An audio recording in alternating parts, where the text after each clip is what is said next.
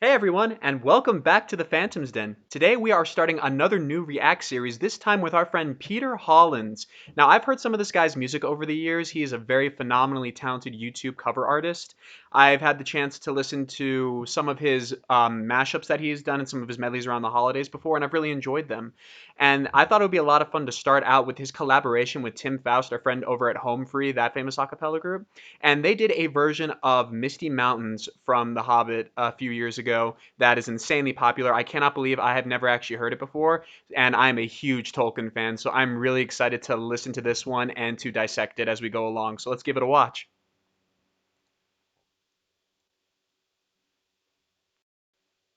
Mhm.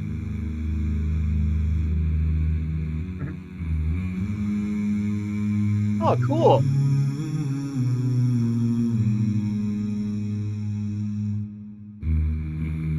Nice.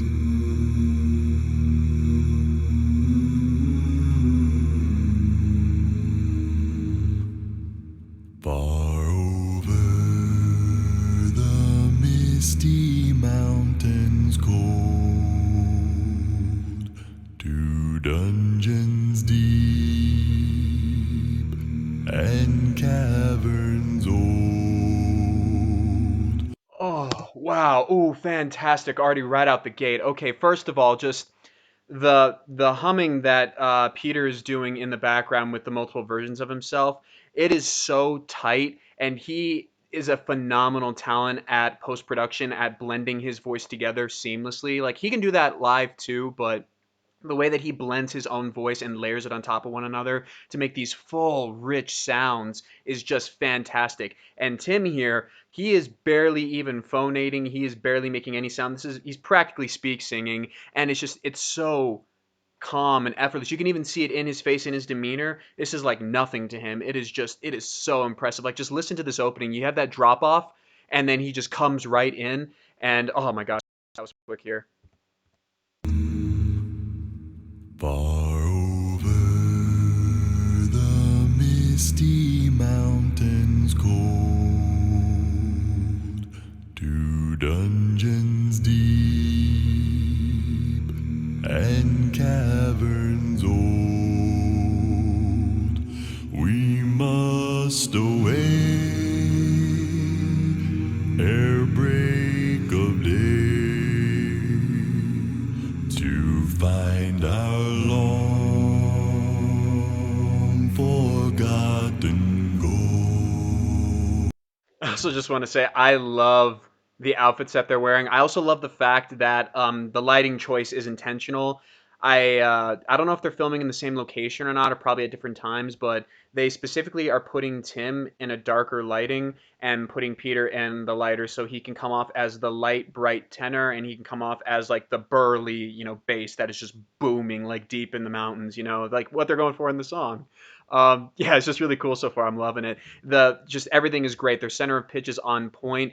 He is using a wonderful resonance within his chest to make this really full sound that we're getting out of his bass voice, while Peter so far is doing a nice job of just staying very light and very bright, contrasting very nicely with him. This is a great collaboration so far. The pines were roaring on the height. The winds were moaning in the night. The fire was red, it flaming spread.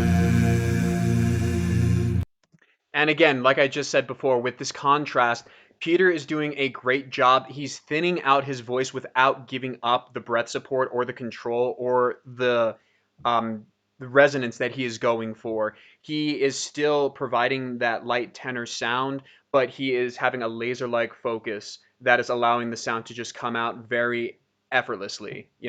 And I just like how much it plays off of one another. The trees like torches blazed with light. The wind was on the withered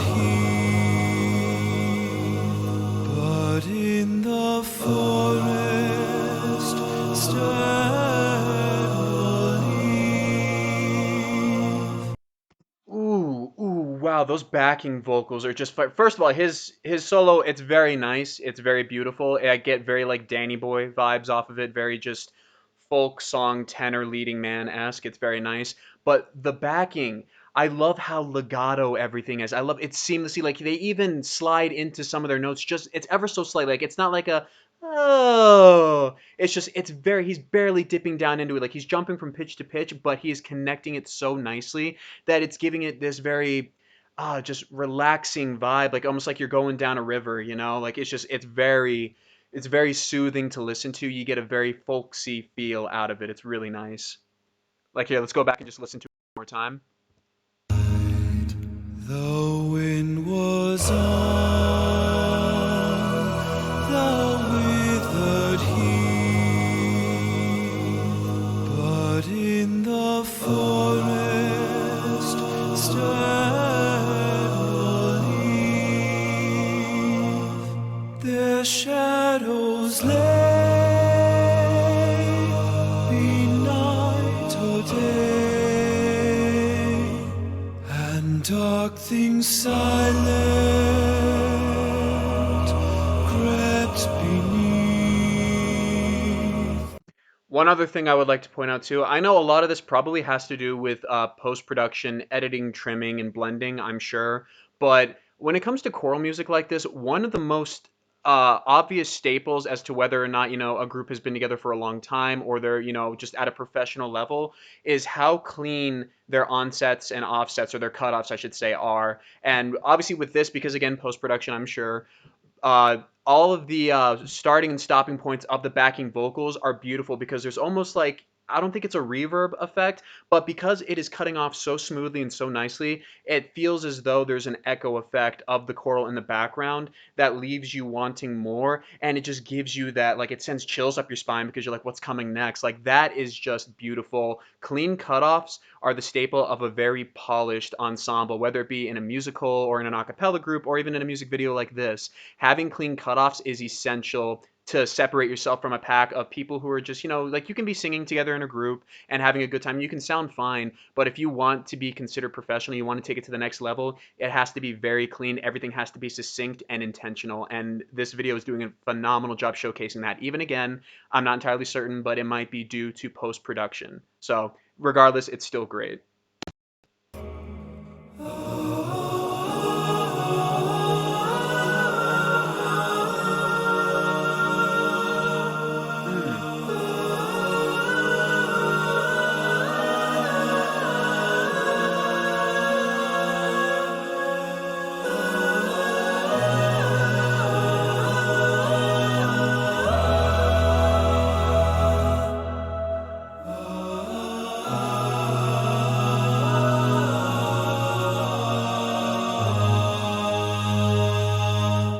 Mm.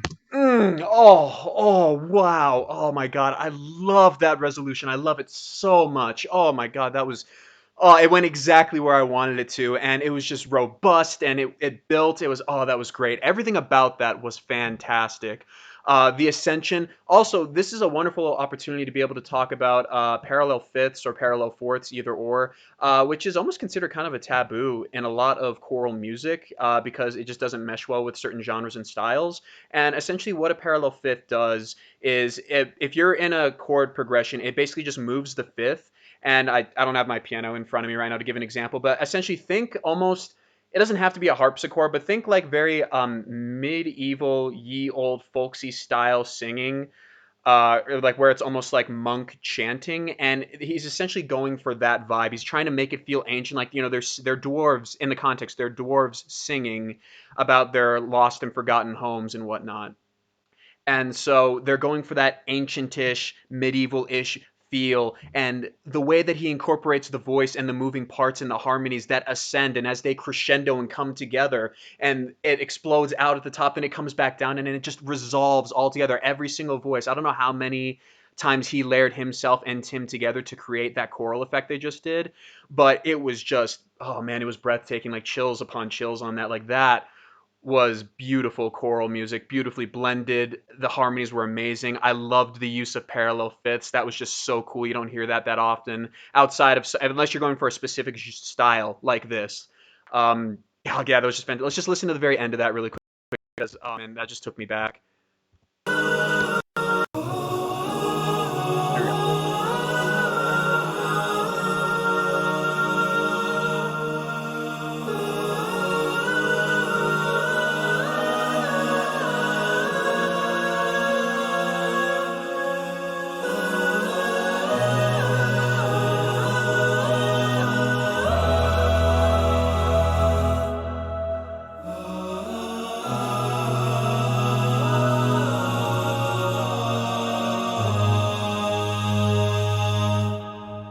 The Yes.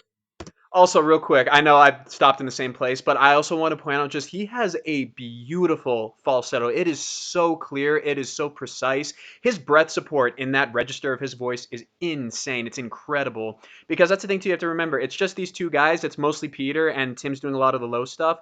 But Peter, in a lot of his videos, he, layers his voice and he sings every part. He can sing surprisingly low for a tenor, and then his upper register, like it's almost like if I couldn't know any better, there are parts of videos, especially this one in particular so far, that when I'm hearing the backing track, it almost sounds like he's a female. And again, that's not a bad thing. Like to have that clear tonality up that high with that kind of breath support is breathtaking for a man. It is so fun and so beautiful to listen to. Like it really is adding into this, I wouldn't say Celtic, but like I said, more medieval-ish, chanting choral vibe that they're going for. It is just, oh, that is beautiful. It's great. wind went on Like that. from west to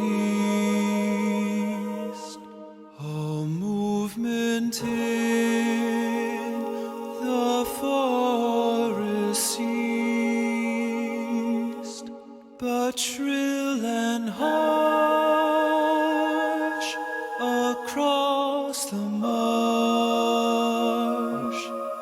its whistling voices were released.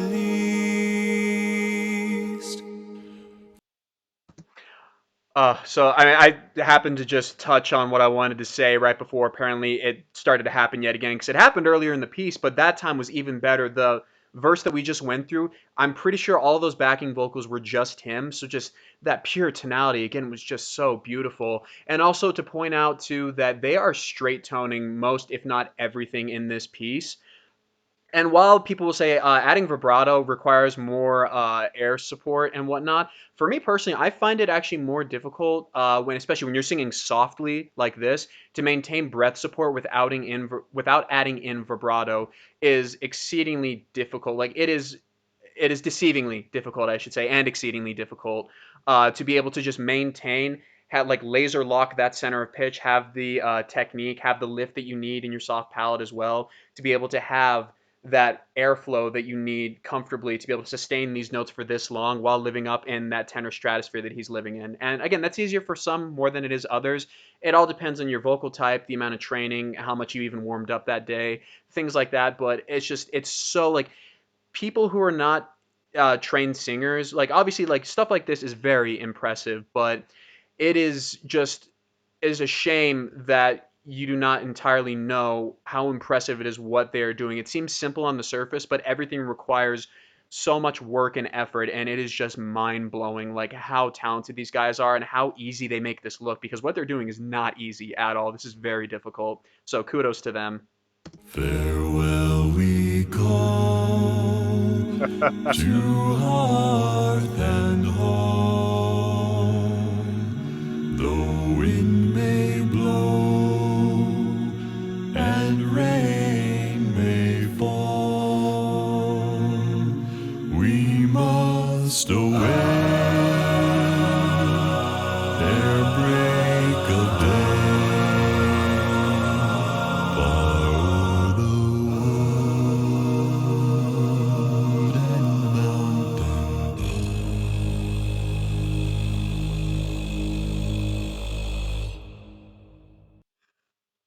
Oh, wow. And of course, he had to just drop it down that octave. Oh my, oh, wait. Just humor me and listen to it again one more time with me.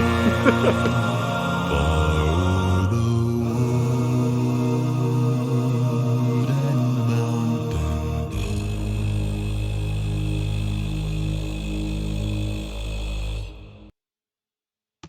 And I just noticed too, they did an effect. They shook the camera when he hit that note. Just, oh my God, that was like, how was he even able to phonate that low? And mountain. Like, I can do, like, it didn't sound nearly as good as his, but like I can do it. But like that's just, that is a pure vocal release, vocal fry. Like I had to push, like I had to take a deep breath and push all the air out, and even then I can only hold it for like a few seconds. Like that, that's just insane. Oh my God. Oh God, I can't even with these guys. Just they're so incredibly talented. Wow, what a fun arrangement of that song. Oh my gosh. Because I remember listening to it in the movie, which, obviously a lot of those actors weren't singers and it was much shorter.